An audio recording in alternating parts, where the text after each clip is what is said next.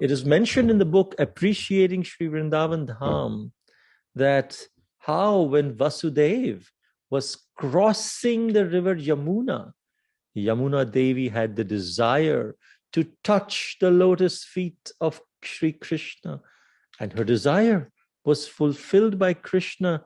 We can see here she's touching the lotus feet of Krishna, and she became so very happy.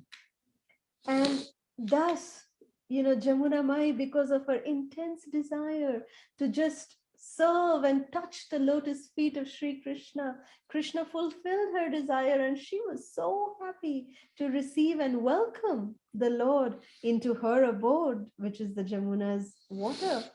But from that very day that Mother Jamuna received the special mercy from Krishna, Bhumi Devi also started waiting that when would that day come when she would be able to be blessed with the dust of Sri Krishna's lotus feet.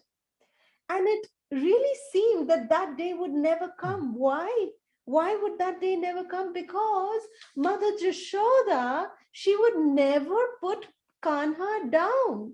Almost all the time, Kanha would be actually in her loving arms, or he would just crawl only within the palace grounds of Nanda Baba.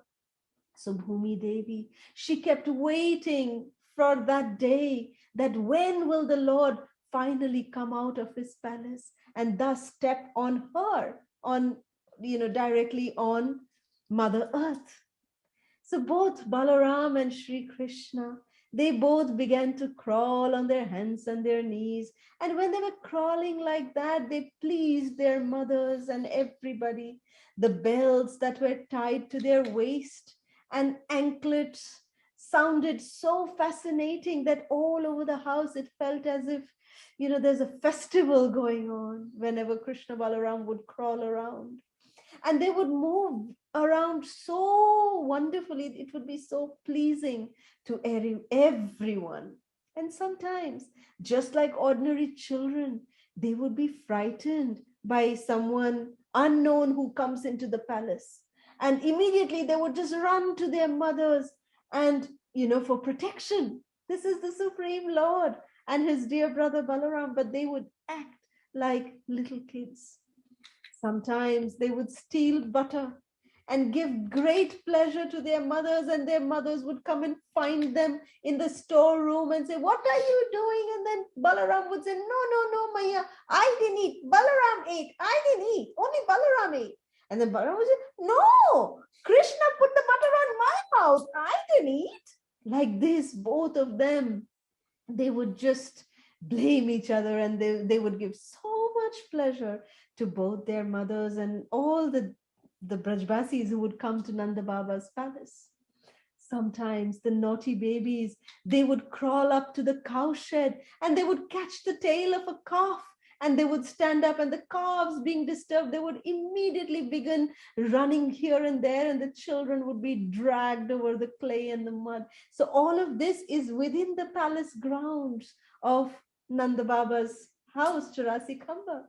And to see this fun, Jashoda Mata and Rohini Devi, they would call all the neighborhood Sakhis, and seeing these childhood pastimes of Krishna, the gopis would be merged in transcendental bliss. In their enjoyment, they would laugh very, very loudly, and they would say, "Ha ha, Kanha, do more," and they would clap and keep encouraging. And as soon as they would come crawling to their mothers, Mother Jashoda and Rohini would take them on their laps, covering them with the lower portion of their saris, and give them their milk. When the babies would drink their milk, the mothers would see little small teeth coming out, and they would be so much filled with joy. "Oh, our babies are growing." So their joy would be so intensified to see both Krishna and Balaram, their loving sons, grow up. So that day finally came when Krishna and Balaram came out of their palace and were playing with their friends by the sacred banks of the Yamuna. And Bhumi Devi's pleasure knew no bounds, that Sri Krishna had finally put his tiny lotus feet upon her, Bhumi Devi started to think, oh my Lord Krishna, today my life, today, I have been waiting. And today, my dear Lord, you have satisfied my desire. I have been waiting to receive the dust of your lotus feet upon myself. And today, finally, you have blessed me by putting your tiny lotus feet upon me.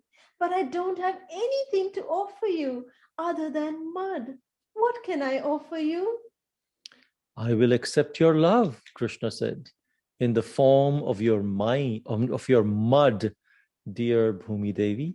But oh Kanha, Mother Jashoda feeds you such tasty, delicious, soft butter every day. The taste that I derive by eating Mother Yashoda's butter will be the same when I taste the mud you offer. And saying this, Krishna started eating the dirt, the mud of Sri Vrajabhumi.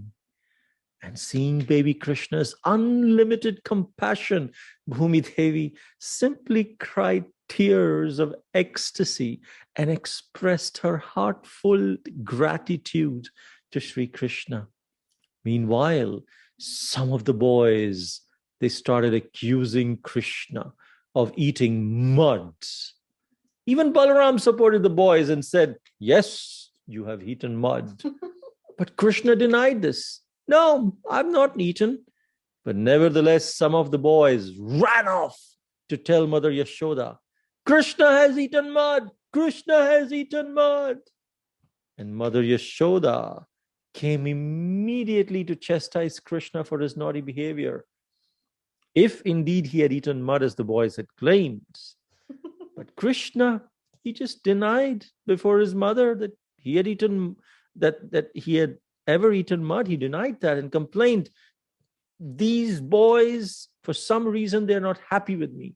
And perhaps because they've lost in a game, they have lodged a false complaint. And Krishna informed Mother Yashoda, if you care to look into my mouth, you could see for yourself whether I've eaten mud or not. And then Mother Jashoda agreed to this proposal. And when Krishna, he said, okay, are you ready, Maya? And she said, yes, open your mouth, Kanha, open your mouth.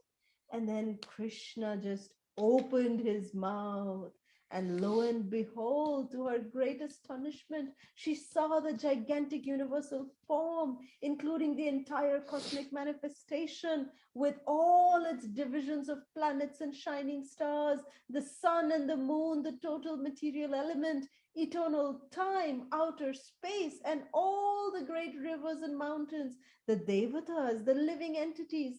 And she could, in fact, even see herself, with Krishna sitting on her lap drinking her milk. Mother Jashoda was so bewildered by what she saw in Krishna's mouth and began to wonder, oh, am I dreaming? Am I seeing some kind of mystic power displayed by my unusual child? Oh, Krishna, who are you? I am just completely under this bodily illusion, and I'm thinking that Nanda Maharaj is my husband and you are my son. But, oh, Krishna, you are indeed the Supreme Personality of Godhead. You are, so amazing, Krishna. Who are you? You are the Supreme Lord. And Mother Jashoda, realizing that Krishna is the Supreme Personality of Godhead, and Balaram was also looking from the side, what is happening? And so Krishna thought, oh no, what is wrong with Mother Yashoda? I don't like Maya to recite Vedic hymns. I like her chastising me as her own son. So Krishna instructed his internal energy, Yoga Maya, to cover Mother Yashoda and make her forget that he is the Supreme Lord, and simply fill her with motherly affection. And lo and behold, immediately Mother Yashoda forgot all philosophical speculation and accepted Krishna as her own child. She was, what was I thinking? He's Supreme Lord? No, he's my little child. He's my Krishna. He's my Kanha. And she took him on her lap and became overwhelmed with motherly affection. Jai. Shri Yashoda Maiya ki jai. Jai.